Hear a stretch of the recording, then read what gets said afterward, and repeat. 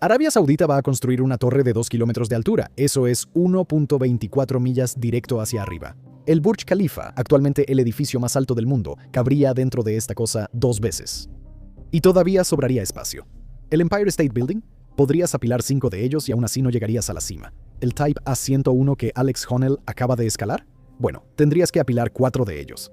Y Alex, si alguna vez decide escalar la Rice Tower cuando finalmente se haga realidad, necesitaría más de 6 horas y se enfrentaría a vientos lo suficientemente fuertes como para arrancarlo del vidrio. No solo estamos hablando de romper récords aquí. Rice Tower rompería por completo el concepto de lo que puede ser un edificio. Y la verdad es que podría funcionar. Bienvenidos a la Rice Tower, el proyecto de construcción más ambicioso en la historia de la humanidad. Un edificio tan alto que atravesará capas de nubes, experimentará diferentes sistemas climáticos en distintos pisos y requerirá tecnología que aún no se ha probado a esta escala. ¿Es el futuro de la arquitectura urbana o el ejemplo más espectacular de la arrogancia humana desde Babel? Posiblemente ambas cosas. Rice Tower. Antes de comenzar, es importante señalar que todo lo mencionado en el video de hoy sigue siendo especulación basada en los planes propuestos para el edificio. La construcción aún no ha comenzado, pero dicho esto, vamos a empezar. Rice Tower está planeada para construirse en Riad, Arabia Saudita, el mismo país cuyo príncipe ya está construyendo la Torre de Jeddah, que se suponía sería el primer edificio del mundo en alcanzar 1 kilómetro de altura. La construcción apenas se reanudó recientemente después de haberse detenido en 2018 debido a la purga en Arabia Saudita, problemas de financiamiento, complicaciones políticas y las cosas habituales que detienen megaproyectos como este. Así que, por supuesto, la solución es construir algo el doble de alto. La torre podrá albergar a más de 50.000 personas, y ese número básicamente significa que no es un edificio, es como una ciudad vertical. Va a contener unidades residenciales, oficinas, hoteles, centros comerciales, parques, en plural, dentro de un edificio, así como escuelas, hospitales e incluso su propio sistema de transporte interno.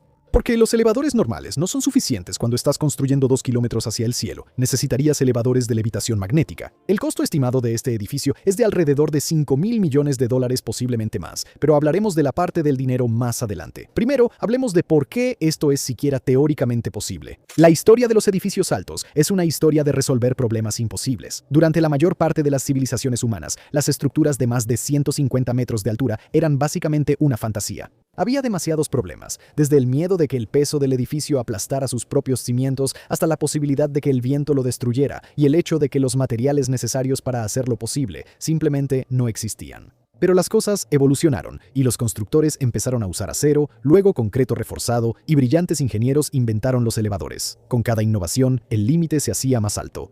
Primero, el edificio Empire State, en 1931 que tenía 381 metros, luego el World Trade Center, en 1973 que tenía 417, seguido por las Torres Petronas, en 1998 que tenían 452. Y luego, en 2010, el Burj Khalifa alcanzó los 828 metros de altura.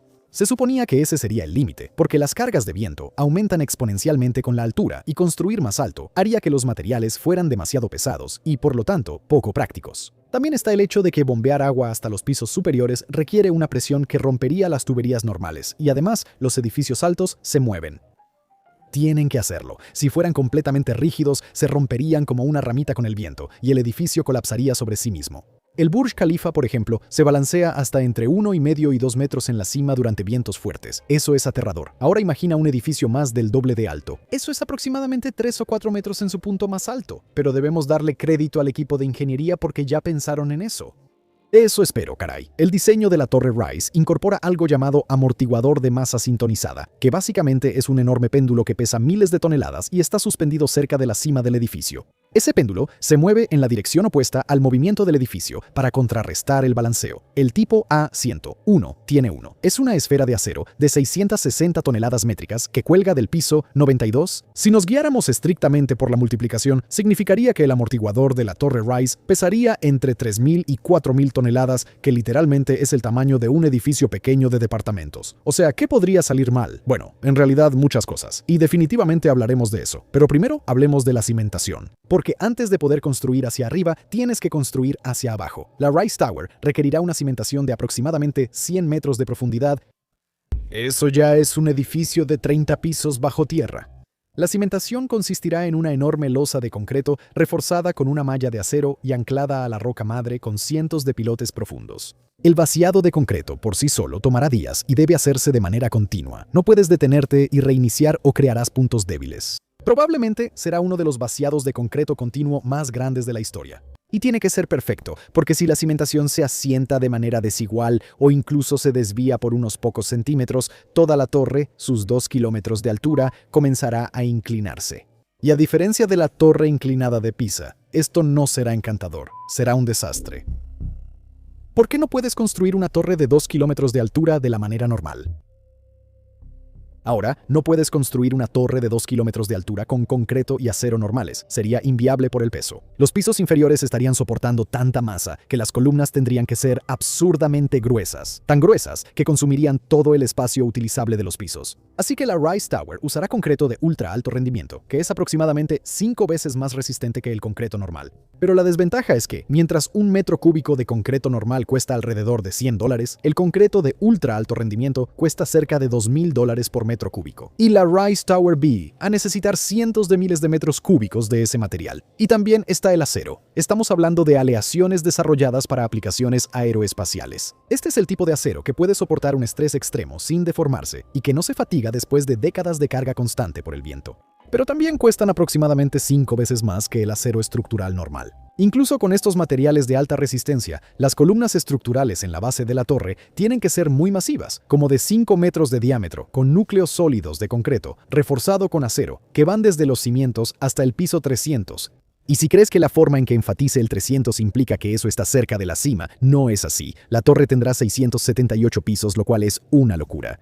Pero esta ni siquiera es la parte más interesante de las cosas inusuales que esta torre va a hacer. A 2 kilómetros, la torre seguramente experimentará diferentes zonas climáticas a distintas alturas. Ahora, normalmente, al nivel del suelo en Riad, la temperatura supera regularmente los 40 grados Celsius en verano. A 2 kilómetros de altura, puede ser de 15 a 20 grados más fresca. En la marca de los 1000 metros, la torre pasará por la capa límite planetaria, que es la parte de la atmósfera donde ocurren los fenómenos meteorológicos de superficie. Y una vez que la pase, las condiciones son diferentes. Más calmado en algunos aspectos, pero también más extremo en otros. Se formarán nubes alrededor de la torre. No estamos hablando de escenas lindas donde parece que casi puedes tocar las nubes. Estamos diciendo que lo más probable es que el edificio literalmente atraviese las nubes de manera regular, y eso crea el problema único del hielo. A ciertas altitudes y temperaturas, la humedad en las nubes se congelará en la superficie del edificio, y a medida que se acumula, añade toneladas de peso a la estructura, lo que podría causar problemas aerodinámicos. También existe el riesgo de que enormes bloques de hielo se desprendan y caigan desde 2000 metros, lo que sería como cohetes de hielo estrellándose contra autos, personas y cualquier cosa que esté en el suelo. Así que el vidrio exterior tendrá que calentarse continuamente para evitar la acumulación de hielo, o los ingenieros tendrán que construir un diseño de fachada resistente al hielo. Si eligen la primera opción, significaría gastar una cantidad absurda de energía. La torre Rise consumirá aproximadamente 200 megavatios de electricidad en su uso máximo. Eso es suficiente para abastecer de energía a una ciudad de 150,000 a 200,000 personas, y toda esa energía provendrá de paneles solares que cubrirán los pisos superiores, turbinas eólicas y la red eléctrica.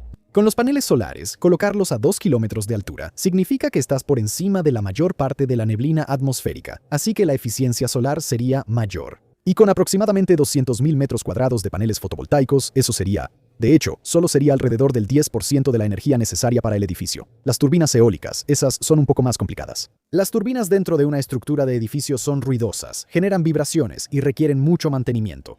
Sin embargo, a 2 kilómetros de altura, el viento es constante y fuerte, y si todo funciona como está planeado, las fuentes renovables proporcionarán aproximadamente, de nuevo, diré solo el 20% de la energía de la torre. El resto vendrá de la red eléctrica. El 80%. Ahora, buenas noticias. Arabia Saudita tiene abundantes recursos energéticos, como probablemente sabes, así que técnicamente esto no es un problema, pero sí plantea preguntas sobre la sostenibilidad, ¿no es así? Un edificio que consume 200 megavatios de energía puede llamarse de muchas maneras, pero sostenible no es una de ellas. Y luego está el tema de cómo se va a distribuir el agua. En un día normal, los sistemas de presión de agua llegan a un máximo de unos 100 metros. Más allá de eso, necesitas muchas bombas de refuerzo.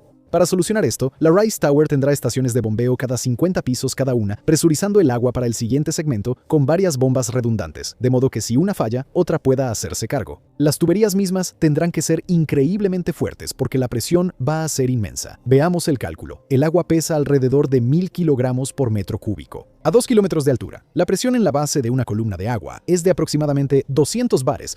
Esos son 2.900 libras por pulgada cuadrada, lo que haría que las tuberías normales explotaran. Así que la torre usará tuberías especializadas de alta presión, similares a las que se usan en aplicaciones industriales. Y luego está el hecho de que tienes que bajar las aguas residuales, de lo cual afortunadamente se encarga la gravedad. Pero el sistema de plomería de este edificio será más complejo que la infraestructura de agua de la mayoría de las ciudades pequeñas. Si la torre necesita suministrar agua para aproximadamente 50.000 personas, suponiendo que cada persona use 200 litros por día, eso serían 10 millones de litros por día. Esos son 10.000 toneladas de agua que necesitan ser bombeadas hacia arriba y drenadas hacia abajo todos los días. Elevadores, salidas de emergencia y cómo es vivir a 2 kilómetros de altura. Ahora, ya mencionamos que la Rise Tower no puede usar elevadores normales. Ahora, hablemos de por qué. Un elevador convencional puede recorrer tal vez entre 500 y 600 metros. Si se excede esa distancia, los cables serían tan pesados que se romperían por su propio peso. Así que la torre Rise va a usar una combinación de tecnologías. Las secciones inferiores tendrán elevadores tradicionales con cables de fibra de carbono, ultra resistentes en lugar de acero, y las secciones superiores usarán elevadores de levitación magnética. Esta es la misma tecnología que se usa en los trenes de levitación magnética, donde la cabina del elevador está suspendido y propulsado por campos magnéticos. Da un poco de miedo porque esta tecnología sí existe y se ha usado antes, pero nunca se ha utilizado en un edificio tan alto. Los cubos del elevador tendrían que ser perfectamente rectos, porque incluso una pequeña desviación podría apagar por completo el sistema magnético. Y como te puedes imaginar, mantener algo perfectamente recto en un edificio tan increíblemente alto que se tambalea es más difícil de lo que parece. El edificio probablemente tendrá aproximadamente 200 elevadores, pero aún así, llegar desde la planta baja hasta la cima tomará alrededor de 15 minutos, incluyendo el tiempo de espera y de transbordo. Los elevadores express se saltarán la mayoría de los pisos y solo se detendrán en los vestíbulos elevados, que son puntos de transferencia donde puedes cambiar a elevadores locales. Es el mismo sistema que se usa en el Burj Khalifa, solo que a mayor escala. Mucho. Y aquí hay un dato curioso. Viajar en los elevadores será como viajar en un pequeño avión vertical, porque a 2 kilómetros de altura, la presión del aire es un 20% menor que en el vestíbulo.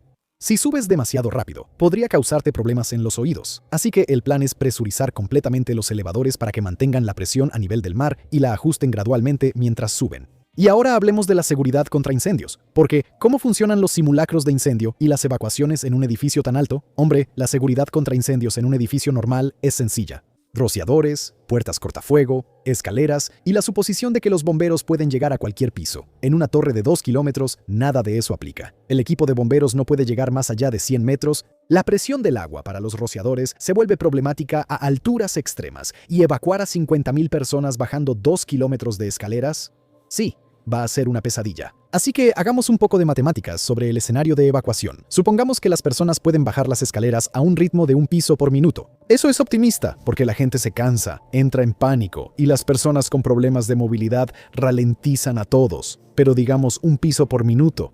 Desde el último piso, el piso 678 hasta el suelo, te tomaría 678 minutos. Esos son 11 horas bajando escaleras sin parar. Nadie va a hacer eso. Ni siquiera es físicamente posible para la mayoría de las personas. Debiluchos. Además, ¿quién baja solo un piso por minuto? Yo podría bajar un piso de escaleras en como 10 segundos, yo estaré bien. Así que la torre Rise estará dividida en segmentos, cada uno esencialmente un edificio separado con sus propios sistemas de supresión de incendios, además de pisos de refugio presurizados y ventilación independiente. Si se desata un incendio, el segmento afectado podría ser sellado. En teoría, un incendio en el piso 150 no afectaría en absoluto al piso 200. Eso suena a que están confiando demasiado, chicos. Cada segmento tendrá pisos de refugio, que básicamente son zonas a prueba de fuego donde la gente puede esperar a ser rescatada, y estos pisos tendrán su propio suministro de aire, su propia agua y sus propias comunicaciones. Normalmente se busca que sean seguros durante 24 horas, pero no solo estarás sentado ahí. Estos pisos son los puntos de recogida para los elevadores de evacuación, ascensores especializados y protegidos contra incendios, diseñados para funcionar incluso durante emergencias y transportar a las personas en turnos hacia abajo. Pero el verdadero plan de evacuación es no tener un incendio. Por eso el edificio ya planea tener sistemas de supresión de incendios de última generación. Estamos hablando de sistemas de detección avanzados que pueden identificar un incendio en cuestión de segundos, sistemas de supresión automatizados que se despliegan de inmediato y materiales resistentes al fuego en cada piso. El objetivo es contener cualquier incendio en una sola habitación, en el peor de los casos, en un solo piso, pero los incendios son impredecibles. Y en un edificio tan complicado, con tantos sistemas, tanta gente, hay una gran probabilidad de que algo salga mal. Y ahora que estamos hablando de la cantidad de personas que vivirán en la torre, también deberíamos hablar sobre la realidad de tener a más de 50.000 personas en un solo edificio, y no solo viven ahí. Trabajan ahí, compran ahí, van a la escuela ahí. La torre está diseñada para ser una comunidad autosuficiente. Teóricamente, podrías vivir toda tu vida sin salir nunca, lo cual es increíblemente distópico. Y eso plantea una pregunta interesante, ¿no crees? ¿Realmente querrías hacerlo? Algunos estudios psicológicos sobre la vida en rascacielos han encontrado que las personas que viven por encima del piso 30 reportan niveles más altos de ansiedad y aislamiento. Hay algo en estar tan desconectado del suelo que afecta a las personas, aunque, por supuesto, las experiencias serán diferentes dependiendo de la persona. A algunos les encantará. Las vistas serán espectaculares. Podrás ver la curvatura de la Tierra. Por la noche, las estrellas serán más brillantes porque estás por encima de gran parte de la interferencia atmosférica. El amanecer y el atardecer ocurrirán en momentos diferentes que en el suelo, y podrás ver el sol varios minutos antes en la mañana y varios minutos después en la tarde. Pero para otros será desorientador, incluso perturbador, porque los humanos simplemente no estamos hechos para vivir en el cielo, y nuestro cerebro lo sabe, aunque no lo pensemos conscientemente. Sin embargo, los desarrolladores ya han hecho planes para evitar esto. La torre tendrá parques, espacios verdes y luz natural, pero el problema aquí es que estos son entornos artificiales. No estás realmente en la naturaleza. Estás en una máquina que está simulando la naturaleza. Y luego está la dinámica social. 50.000 personas viviendo muy cerca unas de otras, con distintos niveles de ingresos, culturas, idiomas y orígenes. O va a ser la fórmula para una comunidad vibrante y diversa, o un hervidero de tensiones sociales. Lo más probable es que sea ambas cosas. El presupuesto y el retorno de inversión de la Torre Rise. Ahora, el presupuesto oficial para la Torre Rise es de $5.000 millones, pero eso casi seguro es una subestimación. Los megaproyectos siempre se exceden del presupuesto. Tú lo sabes. ¿Ves este canal? El Burj Khalifa se suponía que costaría 876 millones. Terminó costando 1.500 millones. La Torre Jeddah tenía un presupuesto de 1.2 mil millones. Se detuvo durante 7 años y ya ha gastado la mayor parte de eso sin siquiera alcanzar un tercio de su altura planeada. Así que, $5.000 millones para un edificio el doble de alto e infinitamente más complejo es realmente optimista. El costo real probablemente estará más cerca de $20.000 millones o incluso más. Pero la pregunta es, ¿de dónde viene ese dinero? El principal financiador es el Fondo de Inversión Pública de Arabia Saudita. Este es el mismo fondo detrás de NEOM, el proyecto de ciudad futurista que ha estado acaparando titulares por sus planes ambiciosos que algunos dirían absurdos. Yo diría que son planes absurdos. El gobierno saudita tiene grandes recursos y un fuerte interés en diversificar la economía alejándola del petróleo. Megaproyectos como este forman parte de esa estrategia. La Torre Rise generará ingresos por ventas residenciales, arrendamientos comerciales, reservas de hotel y comercios minoristas, pero ¿generará lo suficiente para justificar una inversión potencial de $20.000 millones? Pues, simplemente no lo sabemos. Suponiendo que la torre tenga 5.000 unidades residenciales, si se venden en promedio en $1 millón cada una, eso suma 5.000 millones. Si agregas el espacio comercial y minorista, tal vez llegues a de 10 a 14.000 millones de dólares en ingresos. Eso podría cubrir gran parte de los costos de construcción, pero definitivamente no cubre los costos operativos continuos, que serán enormes. El edificio necesitará un personal de miles de personas solo para mantenerlo en funcionamiento. Mantenimiento, seguridad, limpieza, administración. Solo los costos de energía serán de decenas de millones de dólares al año. Lo que vamos a tener con la Rise Tower es una inversión a largo plazo, una de muy largo plazo, porque no hay manera de que el edificio pueda generar un retorno de inversión significativo de inmediato. Sin embargo, hay otra pregunta. ¿Vale la pena? Hay argumentos a su favor. La densidad urbana es buena para el medio ambiente. Concentrar a las personas en un solo espacio reduce la expansión urbana, preserva los terrenos abiertos y puede ser más eficiente en el uso de energía que expandirse. Un edificio como la Rise Tower podría albergar a 50.000 personas en una superficie relativamente pequeña. Podrías argumentar que eso es eficiente, pero solo es eficiente si funciona. Si el edificio es seguro, funcional, sostenible, y hay muchas razones para ser escéptico al respecto. Para empezar, la ingeniería es de vanguardia, lo que en este caso es otra forma de decir que no está aprobada. Los sistemas son complejos, lo que significa que muchas cosas pueden salir mal. Y cuando estás a 2 kilómetros en el aire, que las cosas salgan mal tiene consecuencias más drásticas de lo normal. Pero ahora hablemos de lo que pasa cuando se termina, suponiendo, claro, que se termine. La Rice Tower será visible desde más de 100 kilómetros de distancia. Será un punto de referencia, una atracción turística, un símbolo de las ambiciones de Arabia Saudita. La gente vendrá de todo el mundo solo para verla. Los desarrolladores apuestan a que las personas se sentirán atraídas por la novedad, el prestigio y la audacia misma del proyecto. Y tal vez tengan razón. Pero vivir en la Rice Tower será prohibitivamente caro para la mayoría de las personas. Eso significaría que sería principalmente para los ultra ricos, corporaciones, turistas con dinero para gastar y personas que quieren poder decir que se quedaron, aunque sea solo por una noche, en el edificio más alto del mundo. Vale la pena correr los riesgos. Cada megaproyecto es la definición misma de lo que significa hacer cosas atrevidas. Pero cada megaproyecto también es un claro ejemplo de que no se pueden hacer cosas atrevidas sin algunas pérdidas, incluyendo fatalidades humanas e incluso la muerte. Con un edificio como la Rice Tower, los riesgos son tan altos que si algo sale mal con la cimentación, el núcleo o el sistema de amortiguamiento, el edificio podría colapsar. Los ingenieros dicen que la probabilidad de falla es de 1 entre 1.000.000, pero la historia está llena de fracasos de ingeniería que te hacen preguntarte si eso es cierto. Está el puente Tacoma Narrows, el colapso de la pasarela del Hyatt Regency, la torre de apartamentos Ronan Point. Cada uno de ellos fue diseñado por ingenieros competentes que prometieron seguridad, pero eso no evitó que esos proyectos fallaran catastróficamente. Pero eso es solo parte de hacer algo casi imposible. Y para ser justos, la Torre Rice ha aprendido de estos fracasos pasados. El diseño incorpora múltiples redundancias, así que si un sistema falla, otros toman el control. La estructura está sobredimensionada, por lo que debería ser capaz de soportar cargas mucho mayores de las que jamás experimentará. Otro riesgo, sin embargo, es, por supuesto, el terrorismo. Un edificio tan icónico como este podría fácilmente tener una diana pintada sobre él.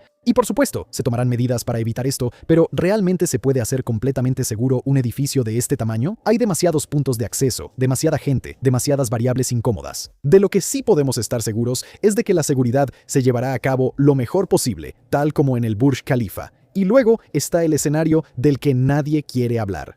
¿Y si simplemente no funciona? ¿Y si los elevadores son demasiado lentos? ¿Y si la oscilación es excesiva? ¿Y si la gente odia vivir ahí? ¿Y si los costos operativos son tan altos que no es económicamente viable? El edificio podría convertirse en un elefante blanco y en una advertencia sobre los límites de la ambición. O podría funcionar, podría ser todo lo que los desarrolladores prometen. Una maravilla de la ingeniería, una ciudad vertical próspera, un vistazo al futuro. La verdad es que no lo sabremos hasta que esté construido. Si todo sale según lo planeado, y no será así, nunca lo es.